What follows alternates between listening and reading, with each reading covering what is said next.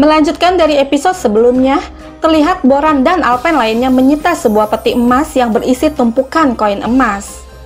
Melihat ini, Cerkutai bertanya, "Saudara, apa ini?" Dan Boran menjawab, "Emas Roma, Cerkutai, emas Roma." Lalu Cerkutai bertanya lagi, "Apa yang sedang terjadi?" Namun Boran mengatakan kepada Alpennya, "Saudara-saudara, jangan berhenti sampai kalian mencapai Yenishehir." Lalu Cerkutai bertanya lagi, "Apa yang terjadi, saudara?" Namun Boran membawa Cerkutai pergi dari sana. Di samping itu, Turgut mengatakan kepada Kantakuzenos, "Lukamu dalam, Kantakuzenos, ikut dengan kami akan menjamumu di Yenishehir." Lalu Kantakuzenos mengatakan, "Aku tidak meruntuhkan suku ini hari ini karena aku percaya padamu. Jika skala keadilanmu tidak benar, aku tidak akan ragu untuk menjamin keadilanku sendiri, Turgut Bey." Dan Turgut mengatakan, "Bersabarlah, Kantakuzenos." Kemudian Turgut mengatakan kepada Bengge Hatun dan Alcicek, "Setelah kami pergi, Alpen kami akan menunggu di suku sampai saat terakhir. Jangan membuat kesalahan ataupun memberontak." Dan Oktembei mengatakan, "Itu tidak akan terjadi." Lalu Bengge Hatun mengatakan, "Seperti yang kau katakan, Beim. Tapi Turgut Bey, jika Osman Bey terpercayamu tidak menjamin keadilan, dan matamu tidak melihat kebenaran, kau tidak akan dapat menghentikan kami." Lalu Turgut mengatakan, "Kami selalu menjaga keadilan. Jangan khawatir, Bengge Hatun." Dan saat mereka hendak pergi, seketika Alcicek mengatakan, "Aku akan meminta pertanggungjawabanmu atas apa yang kami lalui. Aku akan membuatmu membayar untuk ini. Jangan lupakan itu." Lalu Aktemur mengatakan, "Kau dapat meminta pertanggungjawaban kami atas apapun. Kamu tahu di mana kami berada. Kamu bisa datang dan melakukannya." Kemudian mereka pun pergi dari sana. Dengan Bengge Hatun mengatakan, "Hari di mana kami akan meminta pertanggungjawabanmu akan datang pada akhirnya. Pada hari itu, kami tidak akan melupakan orang-orang yang tidak meraih senjata mereka." Lalu Bayindir mengatakan, "Bengge Hatun, hanya karena kami membiarkan mereka mengambil Oktembei, apakah menurutmu kami tidak mendukungnya? Jika mereka membuat Oktembei menjadi korban permainan si kafir itu, kami akan pergi ke Yenishehir dan membawanya." Sementara itu, di istana Konstantinopel, Olof menghentikan Osman seraya mengatakan, "Osman Bey, setiap kali kita bertemu, kita berada di pihak yang berlawanan." Dan Osman mengatakan, "Kami akan mencari tahu siapa pengkhianat dan siapa teman kami. Ketika aku tahu, aku akan melakukan apa yang diperlukan." Lalu Olof mengatakan, "Aku mengendalikan kapakku. Tetapi ketika aku dipenuhi dengan kemarahan, kapakku yang mengendalikan diriku. Ketika aku pergi ke arena, aku pergi ke sana untuk membunuh semua orang. Aku tidak tahu bahwa kita berada di pihak yang sama. Tetapi ketika aku menangkap orang yang bertanggung jawab atas hal ini, kapakku akan mengambil banyak kepala. Tapi hari ini, terimalah permintaan maafku, Osman Bey." Melihat Olof mengulurkan tangannya, Osman mengatakan, "Hanya yang berani yang meminta maaf, tapi hanya yang kuat yang bisa memaafkan. Di tanganmu, kau meraih kedamaian dengan memiliki bau darah orang yang tidak bersalah." Lalu Olof mengatakan, "Setiap tangan prajurit berlumuran darah. Tidak ada orang yang kubunuh tidak bersalah. Aku harap kita tidak bertemu sebagai musuh lagi." Dan Osman mengatakan, "Demi kamu, ketika saatnya tiba, kita akan melihat siapa yang tidak bersalah dan siapa yang salah." Kemudian tanpa mengucapkan apapun lagi, Olof dan yang lainnya pergi dari sana. Menyaksikan ini, Kurman Abdal bertanya kepada Osman, "Apakah itu permintaan maaf yang tulus, Beim?" Dan Osman menjawab, "Tidak, dia ingin aku lengah.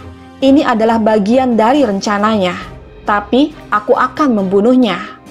Lalu Kurman Abdal mengatakan, "Kita membawa kematian dan kesembuhan. Akankah kau melakukannya di istana, Beim?" Dan Osman menjawab, "Aku tidak akan pergi. Dia akan datang untuk membunuhku, tapi tidak di istana. Itu akan terjadi di tempat yang aku inginkan. Aku akan mencari tahu siapa yang dia layani dan menggantung mayatnya di pintu Konstantinopel." Di sisi lain, Olof mengatakan kepada anak buahnya, "Osman tidak akan berhenti. Dia akan bergerak malam ini. Kamu akan mengikutinya seperti bayangan." Lalu pria itu bertanya, "Apa yang kamu rencanakan, Olof?" Dan Olof menjawab, "Tuhan ingin pengorbanan, tapi aku ingin balas dendam. Kita akan melakukan keduanya. Ketika Osman meninggalkan istana, dia akan mati." Namun pria itu bertanya, "Bukankah membunuh Osman membuat kaisar menjadi musuh kita?" Dan Olof menjawab, "Aku membuat musuhku sendiri, tapi aku tidak akan membunuh Osman. Ophelia yang akan melakukannya." Mendengar ini pria itu mengatakan, "Yah, si setan Ophelia." Dan Olof mengatakan, "Sedemikian rupa. Pertama, dia meracuni ayahnya, dan kemudian membunuh Osman. Ada orang yang lebih buruk dari kita." Kemudian mereka pun pergi dari sana. Beberapa saat kemudian, Turgut dan pasukan Alpennya tiba di Yenisehir bersama Kantakuzenos. Seraya mengatakan, "Malun Hatun, luka Kantakuzenos sangat dalam. Dia menjadi lebih buruk di perjalanan. Kita harus memeriksanya." Kemudian Malun memerintahkan Alpennya untuk memanggil tabib dan menyiapkan kamar untuknya. Lalu Kantakuzenos mengatakan, "Ini hanyalah luka kecil, tidak perlu khawatir." Namun Malun mengatakan, "Biarkan tabib memutuskan itu." Kemudian Turgut pun membawa Kantakuzenos memasuki aula. Melihat Freyk di sana, Malun memanggilnya seraya bertanya, "Martha, bagaimana dengan tanganmu?" Dan Freyk menjawab, "Ya, ini lebih baik, terima kasih. Kami membawa potongan terakhir dari pakaian yang diminta.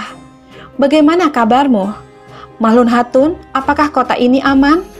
"Jujur, aku tidak terbiasa dengan ini. Aku agak takut." Dengan tersenyum, Malun mengatakan, "Kami memiliki banyak musuh, Martha. Tapi keberanian kami akan mengalahkan mereka semua. Jangan terlalu takut." "Kenapa kamu takut, Martha?" Sahabat kita beralih ke Konstantinopel. Setelah sekian lama, akhirnya Osman bertemu dengan Konur dan Turhan Alp di sebuah ruang rahasia. Di sana Osman bertanya, "Apakah sulit untuk tinggal di tanah asing?" Dan Turhan menjawab, "Tidak ada yang sulit dalam tujuan kita, Beim." Konur juga mengatakan, "Kami tahu betapa pentingnya tugas kami dan tetap mengawasi kaisar. Kami harus melindungi pria tanpa penglihatan itu, sehingga jalan penaklukan kita akan selalu terbuka." Lalu Osman mengatakan, "Tentara kita dikerahkan di timur dan di barat. Siapapun yang memiliki kecerdasan akan memegang kekuasaan. Sumber kerusuhan di tanah kita adalah di tempat ini. Tapi kalian harus berada di sini untuk mencapai rumah. Katakan padaku, bagaimana kabar Ophelia?" Dan Konur menjawab, "Dia takut. Dia disalahkan karena membunuh ayahnya sendiri. Aku tidak tahu apakah dia terlibat atau tidak." Namun Osman mengatakan, "Itu tidak masalah. Olof dan Kaisar ingin dia mati. Kita harus menjaganya. Kita akan membawanya bersama kita saat pergi ke Yenisehir, dan dia akan melihat jika dia tidak bersalah di sana." Lalu Konur mengatakan, "Beim, aku sudah lama dekat dengan putri. Sejauh yang aku lihat, dia hanyalah korban." Seketika Osman mengatakan, "Tidak, kita tidak bisa memutuskan dengan apa yang kita lihat sekarang. Jika kita memutuskan dengan apa yang kita lihat, aku seharusnya sudah membunuh Oktembe saat ini." Sahabat kita beralih sejenak ke Yenisehir. Terlihat Boran dan Cerkutai membawa Oktembe ke ruang penjara bawah tanah. Di sana Oktembe mengatakan, "Kita bersujud di hadapan Allah bersama-sama. Kita mengayunkan pedang kita melawan musuh yang sama. Dan sekarang aku berada di penjara bawah tanahmu, Evalah." Mendengar ini Boran mengatakan, Jika orang Turki tersandung batu, kamilah yang akan menjadi pertama yang jatuh, Oktembe. Kita berbagi duka dan kesedihan, tapi kita juga harus menjaga keadilan. Melihat ruangan penjara yang kosong, Oktembe mengatakan, kamu bahkan tidak bisa menahan seorang pria di penjara bawah tanah, Boran. Semua yang kau lakukan hanyalah mengatakan hal-hal yang besar. Tidak ada keadilan yang tersisa untuk dipercaya, Boran. Mendengar ini, Boran mengatakan, Oktembe, meskipun semua bukti menentangmu, kami tetap menghormatimu. Tetapi kau harus menghormati dan mengetahui tempatmu. Lalu Oktembe mengatakan, kamu terus saja menggulung lumpur yang dilemparkan ke arahku. Aku bisa mengganti pakaianku, tetapi kau memiliki lumpur di tanganmu sekarang. Mendengar ini, Boran mengatakan, Astagfirullah, Oktembe, kalau begitu kami akan membasuh tangan kami dengan darah orang-orang yang melemparkan lumpur pada kami. Buktikan dulu bahwa kau tidak bersalah. Dan Oktembe mengatakan, Insyaallah.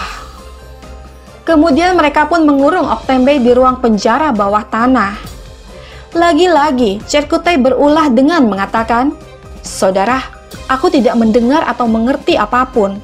Tapi, apa yang aku lihat itu menyakitkan hatiku. Apa yang sebenarnya terjadi, saudara? Dan Boran mengatakan, setiap awan memiliki lapisan perak. Itu kata mereka. Andai saja aku menjadi kamu saat ini, kamu tidak mendengar apapun. Karena masih belum mengerti apa yang diucapkan Boran, Cerkutai mengatakan, ya, kau benar, saudara. Alpen harus makan bulgur dan daging. Dengan menghela nafas, Boran bertanya, Cerkutai, apakah kamu benar-benar tidak mendengar apapun? Atau kamu hanya berpura-pura? Oh, tidak. Baiklah, kamu benar-benar tidak mendengar. Ayo pergi, saudara. Kemudian mereka pun pergi dari sana. Sahabat, bergabunglah terus bersama kami untuk mengetahui kisah selanjutnya.